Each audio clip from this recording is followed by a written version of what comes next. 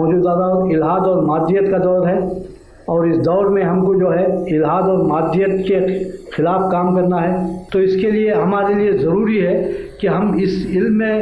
فوقیت اور برتری حاصل کریں، کم از کم دوسری قوموں سے اونچے نہ جائیں نہ صحیح، لیکن اتنی استعداد ضرور پیدا کر لیں کہ اس میں یہ ہم اپنا کمال دکھا سکیں۔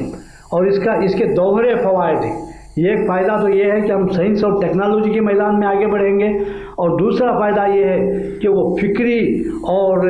فلسفیانہ طور پر وہ جو الحاد مغرب کا جو چیلنج ہے، مغربی افکار کا جو چیلنج ہے، مغربی علوم کا جو چیلنج ہے، اس کا ہم مقابلہ کر سکتے ہیں، اور اس کے لیے بہت ضروری ہے۔ اور دیکھیے ہمارے کالج کے نوجوان ایسے نوجوان ہیں جہاں پر کالج میں جو ہے ایسے نظریات پڑھائے جاتے ہیں، مثلا ڈاروینزم کو ایک سبجیکٹ کے طور پر وہ بایولوجی میں پڑھایا جاتا ہے، وہ ایولیوشن تھیوری، ایولیوشن ایک مستقل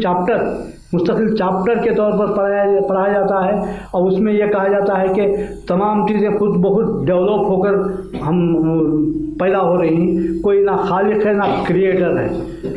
لیکن یہ جو ہے یہ اسلامی نقطہ نظر سے نہ صحیح، اب اسلام کا کو ابھی رہنے ہی دیجیے، کچھ سائنٹیفک نقطہ نظر سے ہم غور کریں تو ہم کو خود سائنسی نظریات کی روح سے یہ بات غلط معلوم ہوتی ہے۔ لیکن یہ مادہ پرست کیا کرتے ہیں، وہ اپنے نظریات کو چھوڑنے پر تیار نہیں ہیں، اور ایک قسم کا انہوں نے وہ ایک ڈھٹائی پن پیدا کر لیا ہے کہ کیوں، اس وجہ سے اگر وہ اس نظریے کو چھوڑ دیں گے تو اس کا دوسرا جو ہے الٹرنیٹ نظریہ جو ہے کریشن، تھیوری آف کریشن کو تسلیم کرنا پڑے گا۔ اب چونکہ یہ ایولیوشن کو چھوڑنا نہیں چاہتے، اسی وجہ سے کسی نہ کسی طریقے سے چپکے ہوئے ہیں، حالانکہ یہ جو ہے آؤٹ آف ڈیٹ ہو چکا ہے، یہ نظریہ، یہ ایولیوشن تھیوری جو ہے بالکل فیل ہو چکی ہے۔ اس کو خود سائنسدان جو ہے، بہت سے سائنسدان اس کو غلط کہتے ہیں۔ ابھی ایک کتاب آکسفورڈ یونیورسٹی شائع ہوئی ہے 1978 میں، اس کا نام ہے کیا ہے وہ، انسائکلوپیڈیا آف اگنورینس۔ اس میں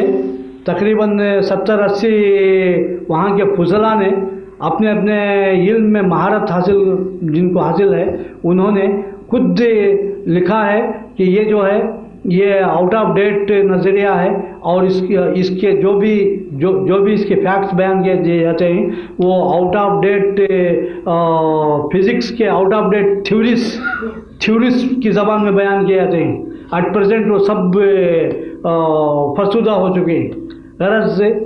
کہنے کا مطلب یہ ہے کہ اس طرح سے ہم سائنسی علوم میں مہارت حاصل کریں تو خود سائنسی علوم کے ذریعے سے ہم سائنس میں جو یہ آپ کو معلوم ہونا چاہیے، سائنس اور مادیت دو الگ الگ چیزیں ہیں۔ بعض لوگ غلطی سے کہہ دیتے ہیں کہ سائنس اور مادیت ایک ہی سکے کے دو رخ ہیں، نہیں، بلکہ سائنس الگ چیز ہے، مادیت الگ چیز ہے۔ جہاں تک سائنسی حقائق کا تعلق ہے وہ اسلام کے اور قرآن کے جو حامی ہیں، اور جہاں تک مادیت کا تعلق ہے اسی سے ہم کو مقابلہ ہے۔ تو یہ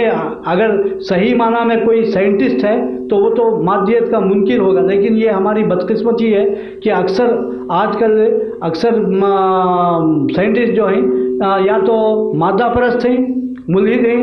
یا پھر وہ جو ہے ان کا نظریہ بین قسم کا ہے، نہ اس طرف نہ اس طرف، تو کسی کی بھی وہ تائید و حمایت نہیں کرتے۔ تو یہ بھی ایک جو ہے اس میں بھی تذبذب کی کیفیت پیدا ہو جاتی ہے۔ بہر صورت اس قسم کے مسائل میں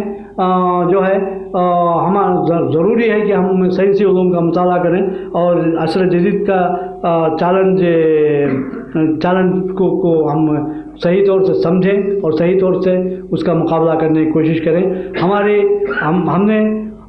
فرقانیہ اکیڈمی جو بنگلور میں قائم کی ہے، اس کا مقصد یہی ہے کہ اس قسم کے چیلنجوں کا مقابلہ کیا جائے اور علمی سطح پر الحاد اور مادیت کا رد کیا جائے، اور الحمدللہ میری کتابیں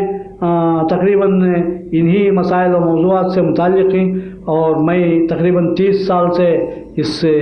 موضوع پر کام کرتا آ رہا ہوں، اور وہ شعبانو کیس کے بعد میں نے وہ شرعی مسائل پر بھی کچھ کتابیں لکھی ہیں، اور وہ ایک ابھی حالیہ موضوع ہے، ورنہ میرا اصل موضوع تو کلامیات ہے۔